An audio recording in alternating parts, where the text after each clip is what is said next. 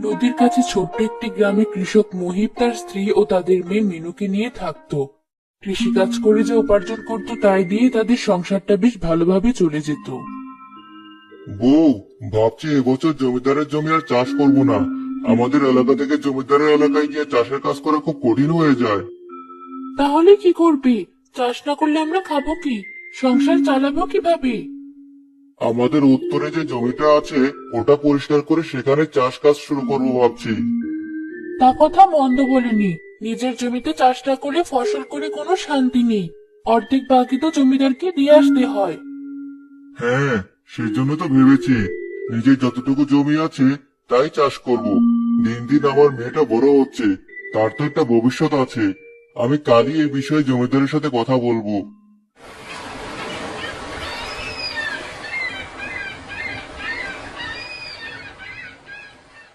পরের দিন মহিব পাশের গ্রামে গেল জমিদারের কাছে।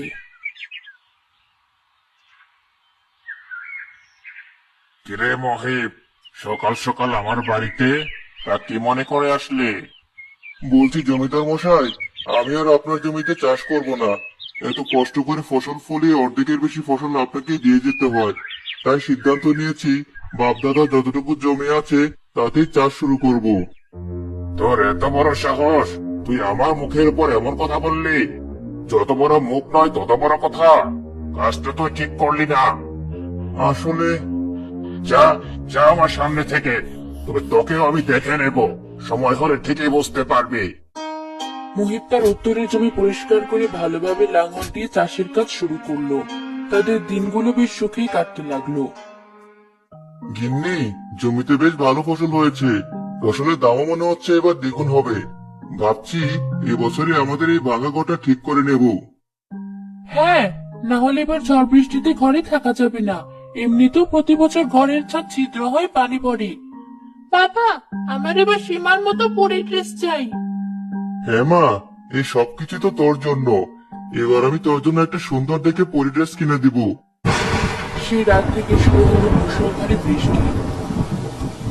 এক সপ্তাহ বৃষ্টি হওয়ার পরেও যেন বৃষ্টি থামার নাম নেই। মাঠঘাট চারিদিকে পানি আর পানি।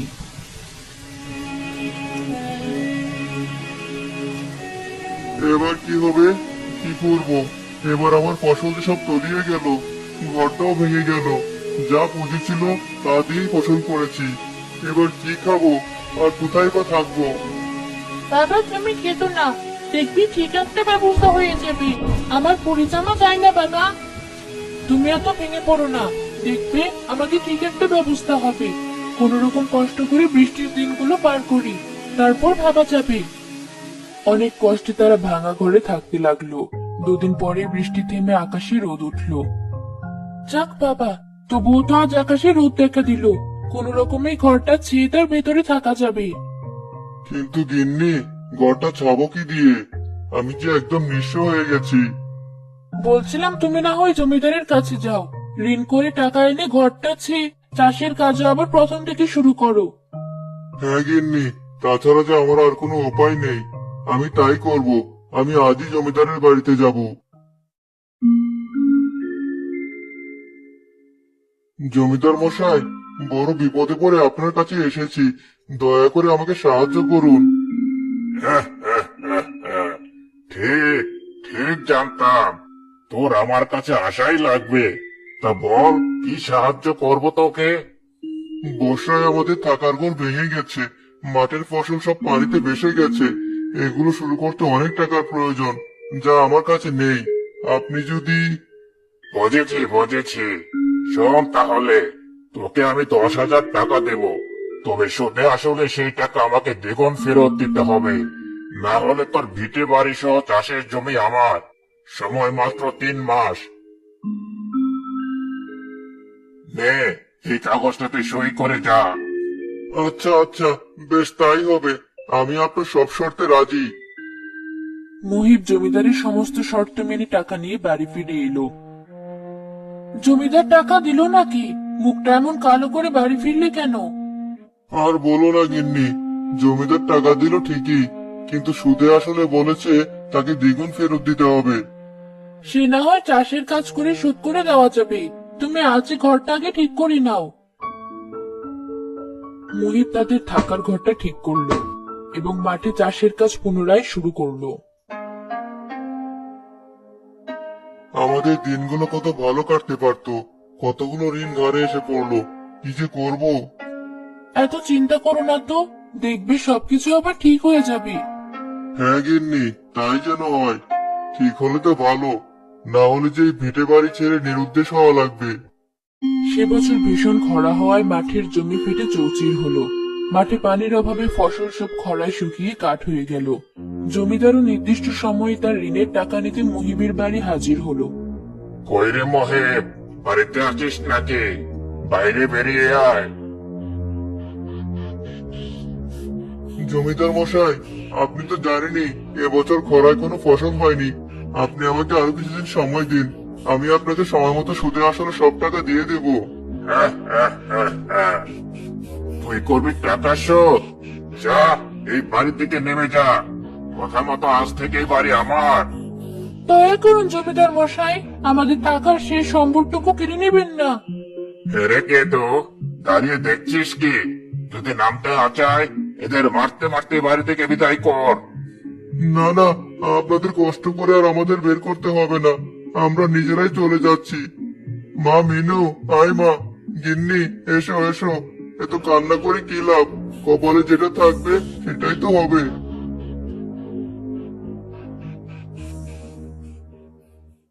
তারা তিনজন হাঁটতে হাঁটতে নদীর ধারে একটা গভীর জঙ্গলে এসে পৌঁছালো। বাবা, আজ থেকে আমরা কোথায় থাকবো? এখানে আমার খুব ভয় করছে, বাড়িতে চলো। মা, আজ থেকে আমাদের এই বনে জঙ্গলে থাকতে হবে। আমাদের যে কোনো বাড়ি ঘর কিচ্ছু নেই। কি থেকে কি হয়ে গেল? ছোট্ট মেয়েটাকে নিয়ে কোথায় থাকবো? হে উপরওয়ালা, আমাদের তুমি রক্ষা করো। চল মা, ওই গাছের নিচে একটু বিশ্রাম করি। তোর তো এতটা পথ হেঁটে খুব কষ্ট হয়ে গেছে। বুঝলে গিন্নি, এতদিন পরে এই গাছের নিচে বসে মনটা একটু শান্তি পাচ্ছি। মনে হচ্ছে এই গাছের হাওয়ায় আমার মনটাকেও শান্তি করে দিচ্ছে। যারা ভালো মানুষ, তারা আমার এই গাছের নিচে বসলে তাদের দেহ মন সব শীতল হয়ে যায়। আর যাদের মন কুৎসিত, তারা যদি আমার গাছের নিচে বসতে যায়, তবে ওই দূরে ছিটকে যায়। কে কে কথা বললো? উপরে তাকাও, আমি গাছ, যার ছায়ায় তোমরা আশ্রয় নিচ্ছ। দয়া করে তোমার ছায়া থেকে আমাদের তাড়িয়ে দিও না। অনেক কষ্ট করে ছোট মেয়েটাকে নিয়ে তোমার গাছের ছায়া একটু বিশ্রাম নিচ্ছি। তার আর দরকার নেই। আমার কথা মন দিয়ে শোনো। তোমরা আমার গাছ থেকে কাঠ কাটো। আমার গাছ থেকে সমস্ত ডালপালা তোমাদের ওই নদীর উপরে ঘর করে দেবে। তোমরা সেখানে সারা জীবন থাকতে পারবে। কিন্তু নদীর উপরে কেন? আমরা তো এই জঙ্গলেও থাকতে পারি। মিষ্টি মেয়ে, তোমার কথাও ঠিক আছে, কিন্তু তোমরা যদি এখানে থাকো তবে তোমাদের প্রাণের ঝুঁকি আছে। কারণ এই জঙ্গল নানা হিংস্র জন্তুতে ভরা, যে কোনো সময় তোমাদের উপর হামলে পড়তে পারে। হ্যাঁ মা, গাছ তো ঠিক কথাই বলেছে, আমাদের নদীর উপর ঘর করাটাই ভালো হবে। এই নাও কুঠার, আমার গাছে উঠে পড়ো আর প্রয়োজন মতো কাঠ কেটে নাও।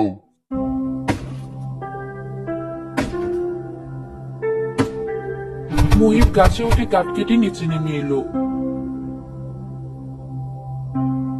এরপর গাছ জাদুর সাহায্যে সমস্ত কাঠগুলো নিয়ে নদীর উপরে খুব সুন্দর একটা কাঠের বাড়ি করে দিল। বাহ, কত সুন্দর ঘর! এত সুন্দর কাঠের ঘর আমি কখনো দেখিনি।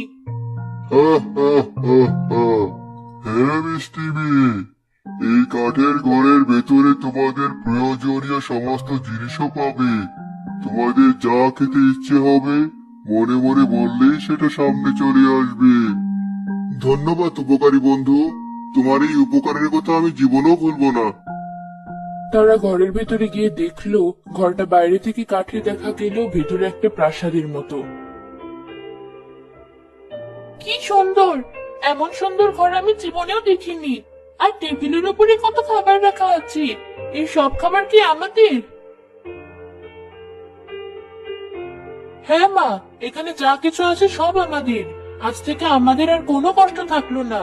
তোর তো খেতে পেয়েছি, যা গিয়ে কিছু খেয়ে নে। তারা তিনজন নদীর উপরই কাঠের বাড়ির ভেতরে বেশ সুখী দিন কাটাতে লাগলো। কয়েকদিনের ভিতরে গ্রামে প্রচন্ড বন্যার পানি আসতে শুরু করলো। মানুষ সহ ঘর বাড়ি বন্যার পানিতে ভাসিয়ে নিতে লাগলো। মনে হচ্ছে গ্রামের মানুষেরা রক্ষে নেই। কত মানুষ প্রাণ হারাবে বলতো। আমরা এখানে আরাম করবো আর গ্রামের মানুষ বন্যার পানিতে ভাসবে। হ্যাঁ গিন্নি, তা তো ঠিক কথাই বলেছ। তাহলে এখন কি করা যায় বলো তো? কে আবার করবে? আমাদের জাদুগাছ আছে তো, তাকে বলো, নিশ্চয় সে একটা কিছু ব্যবস্থা করে দেবে। হ্যাঁ, মিনু তো ঠিক কথাই বলেছি। চলো তো আমরা জাদুগাছের কাছে গিয়ে বলি, দেখি সে একটা ব্যবস্থা করতে পারে কিনা। আমার কাছে তোমাদের আশা লাগবে না, আমি তোমাদের সব কথা শুনেছি। শোনো, আমার এই কাঠের বাড়ি তোমাদের গ্রামে নিয়ে যাবে। যাও তোমরা তোমাদের গ্রামে সকল মানুষদেরকে সাহায্য করো।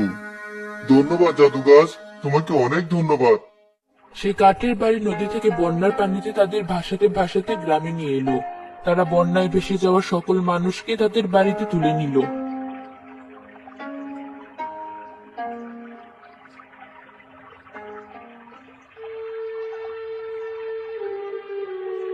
মহিব ভাই, আমাকে তোমার বাড়িতে একটু জায়গা দাও। দেখো দেখো, আমার বউটা বন্যার পানিতে যে ভেসে যাচ্ছে। হ্যাঁ জমিদার মশাই, উঠে আসুন আমার বাড়িতে। বিপদের সময় সবাইকে সাহায্য করা উচিত। আপনার উপরে আমার কোনো রাগ নেই। জমিদার ও তার বউ যে কাঠের বাড়িতে উঠতে গেল, তখনই কাঠের বাড়ি থেকে একটা উজ্জ্বল আলো বের হয়ে তাদের দিকে ছেড়ে ফেলে দিল। এই বাড়িতে কোনো অসৎ লোকের জায়গা নেই। তোকে এই বন্যার পানিতেই বানাবে। যা, ভেসে যা, যেমন করে তোর মনের বাপ এতদিন ধরে ভেসে বেরিয়েছে। খুব ভালো হয়েছে। মানুষের সাথে জীবনে অনেক অন্যায় করেছে ওই জমিদার। এবার যদি গ্রামের মানুষ একটু শান্তি পায়। ওই ভাই, বন্যার পানি কমলে এবার তুমি তোমার বাড়িতে ফিরে যাও।